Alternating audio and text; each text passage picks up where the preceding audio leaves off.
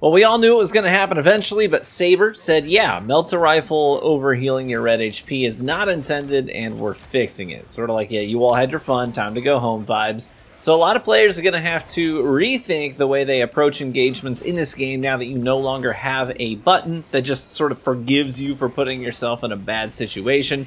Assault mains are like, hey, now you all know how we feel.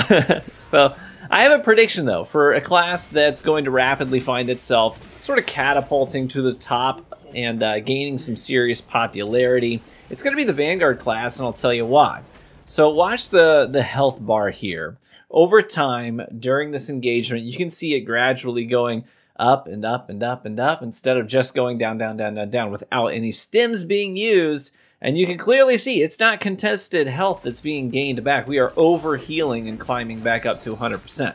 It's just red health getting bigger. And it's more than just the healing that I think is going to make Vanguard a popular choice moving forward. But let's start there. We do have one new change, courtesy of the latest patch, and that's that just general parries against Minoris enemies that kill them will give you armor charges as well. And we have tested out, sometimes if two of them jump at you at the same time, and you do one parry, but it hits two guys, you get 2 armor bars back. So that's a big part of survivability now. That's going to ramp up, especially among melee classes who are a lot of times using fencing weapons in general. So that right there is going to help keep your armor bars charged up as well. But on top of that, if you weren't aware yet, there's a pretty bad typo in the Vanguard perk tree. The final perk that you unlock at level 25 is called Adrenaline Rush, and it says that you gain 1% red health back with every Majoris enemy you kill with a melee kill or a melee execution. This is incorrect. I read that and I was like, yeah, I'm never going to use that. That sounds absolutely useless. But as it turns out, it's supposed to be a 0 at the end of that. It's supposed to say 10%, not 1%. And 10% is way different and extremely useful. Now, that's what I'm running in all my Substantial and Ruthless operations. And note that all the gameplay in the video here is either on Substantial or Ruthless. The one here in Inferno is on Ruthless. And I only had one teammate, and he went down, I think, 6 times by the end of the... poor guy was struggling. So I was forced to sort of fight a whole lot of massive waves on my own and keep this run alive, which we did. And we're able to get all the way across the finish line with the seed intact, no less. But there's a lot going on here that it makes this a big deal. So first and foremost, you Vanguard mains out there, you already know this, but the Vanguard class has one purpose that it fulfills very, very well. And it's that it's a Majoris hunter, right? You're the assassin of the battlefield.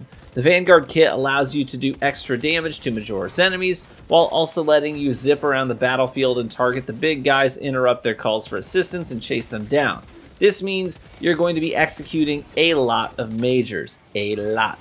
And our team perk Inner Fire also helps us restore our grapnel launcher much faster as we're doing these executions as well. Every time I do an execution, you can see down on my gear chart, you're going to see this giant chunk of energy towards the cooldown get added with every execution we do.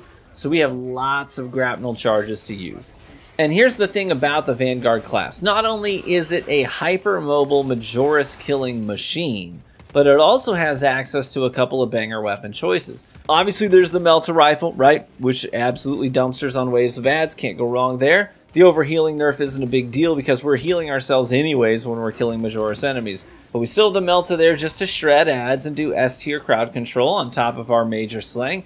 But there's also the Instigator 3-round burst rifle that almost everyone is sleeping on. This is a really solid DPS weapon that bursts down crowds from a distance, freeing you up to zip in and target the majors without having the ankle biters around you while you duel them.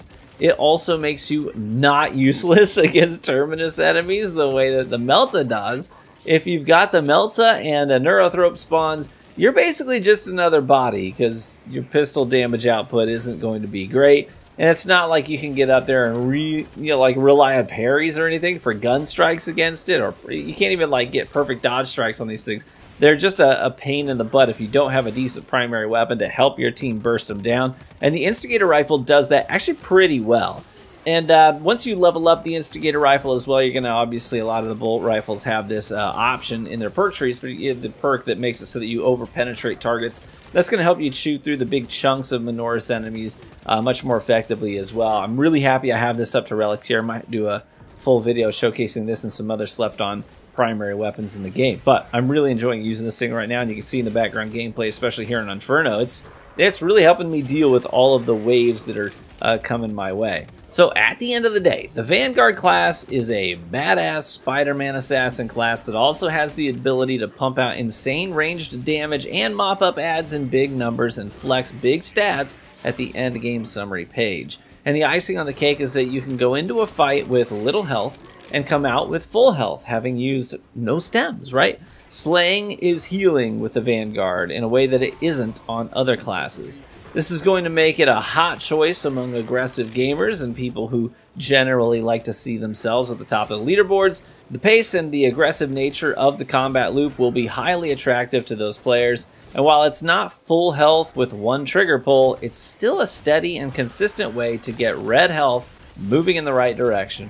Hey, shout out to the guys from our Discord that were featured in the background gameplay in this video and previous ones. If you're looking for a group of guys that's farming regularly and aren't a-holes, might I suggest checking out our group. There are now close to 70 members in our group, and I've thoroughly enjoyed playing with a bunch of you and getting to know you a bit more. Whether you're stuck on average difficulty or wanting to consistently farm Ruthless tier, we've got people in both camps and everywhere in between. If that sounds good, check the link to the Patreon in the pinned comment in the description and click on the dirt cheap $3 tier, which will give you access to the Discord rooms for Space Marine as long as you link your Discord to your Patreon account. If you have trouble with that, just DM me and I'll help you out. Anyways, thank you so much for the wild support on my Space Marine content. You all have been incredible, and I'm so happy that I get to keep covering this game. Sometimes as a YouTuber, you start covering a game you absolutely love, but your audience does not vibe with, so you have to sort of move on from it quickly. This time, you guys are like, heck yeah, we are so down for Space Marine, which makes me very happy, because I am also so here for Space Marine too. Alright, thanks so much for watching the video. Feel free to leave a like if you enjoyed it, and that's the best free way to support the content here on YouTube. And consider subscribing for more consistent Space Marine content. Be warm and well fed, my friends. Courage and honor. Be ready for my mark.